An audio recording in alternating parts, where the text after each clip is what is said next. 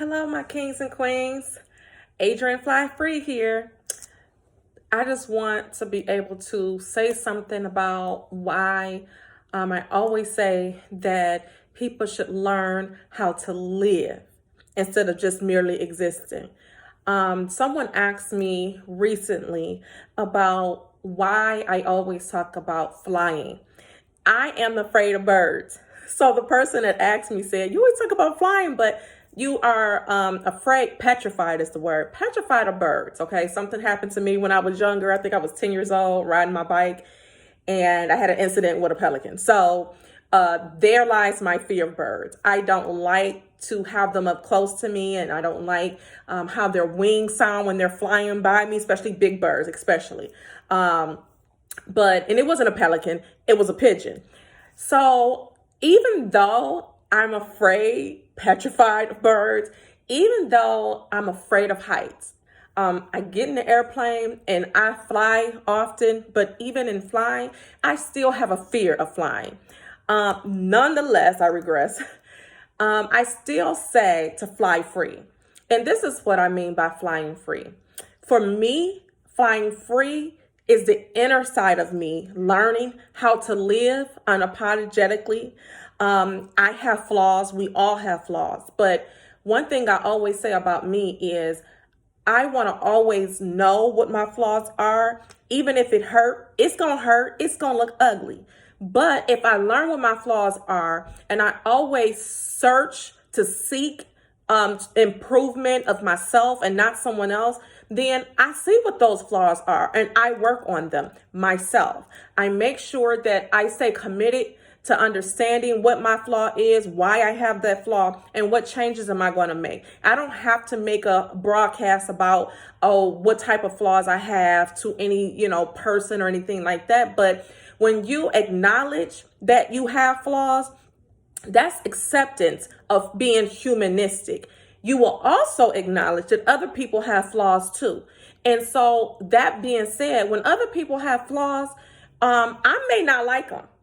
They may not like mine, but we take the humanistic part away from people when we expect people to act a certain way or be a certain way, and we kind of judge them. So I may not like how someone acts. Let's just say that. I may not like how someone acts, but that doesn't mean I have to judge them for how they act. There's a difference. I may not like how my children act, but I'm not going to judge them for how they're acting. That's two separate things. So I work on improving myself. And when I realize that I'm accepting my flaws and I'm working on self-improvement, it also helps me to look at other people and accept that they're humans too. Nobody is perfect. And a lot of times we get hurt. And in myself, I got hurt and we still get hurt. To the day we die, I believe. But I got hurt so many times and I didn't understand why. One day I realized it's not about finding out why you're getting hurt. A lot of times we're not learning how to just live freely, meaning every person that you come in contact with is not going to always like you. They're going to find fault in you. And no matter if they're able to approach you about it or not, understand that everybody have the right to live the way that they want to live and act the way that they want to act. Your main goal and focus should be you. If you take other people out of the picture and you work on yourself, then you're working on living. You're living instead of just merely existing when you learn how to live your life without any fears of feeling like I'm going to be a failure, feeling like somebody is going to reject me, feeling like somebody has to like me.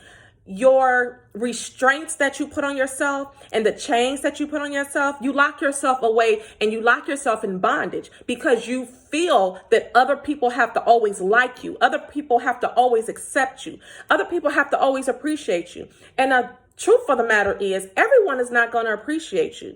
You can be a giver. Like I'm a giver. I give of my talents. I give of my time and I give of my resources. But in that, if you're a giver, one thing you'll learn, whether you learn it now or later in life, givers are always going to be givers, even when we don't want to be a giver. Why? Because that's a talent. That is something that's within you. It's embedded in you, even down to the tears when you're crying because no one gives to you, or you feel like no one gives as much as you give. And I'm not talking about just finances. I'm talking about everything. If you're a giver, you understand what I'm talking about. You give more than just finances. You give a lot of yourself to people.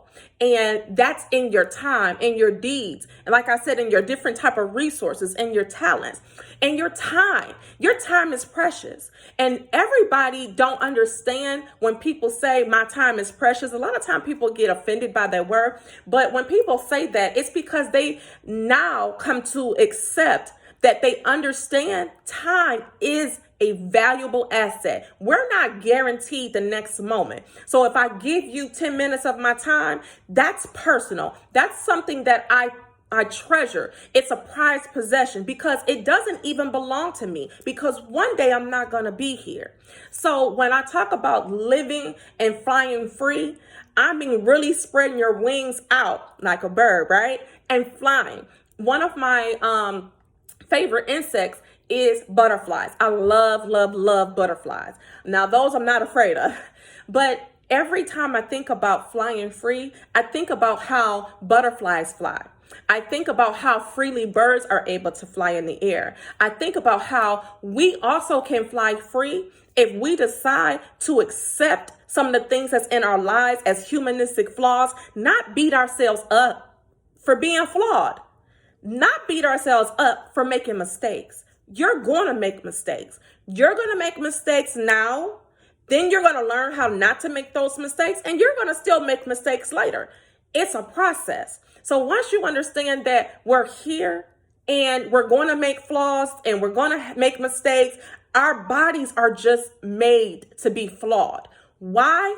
Because no one is perfect. We're not born perfect. So it's always going to be life lessons that you're going to learn. And once you learn to look at those life lessons positively and not negatively, you're going to look at those lessons as, okay, I learned how to do this. I'm going to tell somebody else how not to do it this way. I'm going to tell somebody else how not to say certain things, how not to go in certain areas in your life. You know, there's certain things about me that people know, and there's certain things about me that people don't know about my past. I'll share it one day. But you wouldn't think when some people look at me and they say, well, they don't think I've been through anything. We've all been through things. Some of us more than others. If you haven't been through anything, or you've been through things that you're like, I had a great life, I commend you for having a great life. I applaud you for having a great life. However, some of us do not have lives that we can look back on and say, oh, I loved my childhood. I loved being a teenager. I loved being a young adult. A lot of us have gone through trials and tribulations that broke us down. But I'm here to say that even though you may feel broken down, or you may come to a place that you feel broken down, you can get out of it. If you learn how to fly free and accept that some things that happen to you in your life is not about you. It's about helping somebody else. It's about being an instrument to somebody else when they need someone to talk to. They need someone to help them. They need someone to help them learn how to heal. Everything that we go through, everything that I've gone through, that I cried about, I used it in like New Year's. I used to wonder, like, why is it a new year coming? What else is going to happen to me this year? I used to think about things like that when the New Year's came, when everybody else was having a great time. Me, I closed myself up on the inside. On the outside, you didn't know. But on the inside, I closed myself up because I always was wondering what bad is going to happen to me this year. It's life. That's life. No matter what goes on in your life, you're going to come against the brick wall. You're going to come against trials and tribulations, hardships. You're going to come against people that's going to hurt you. They're going to say things to you or behind your back or whatever. That's life. Things that happen to us in life is not meant to keep us down.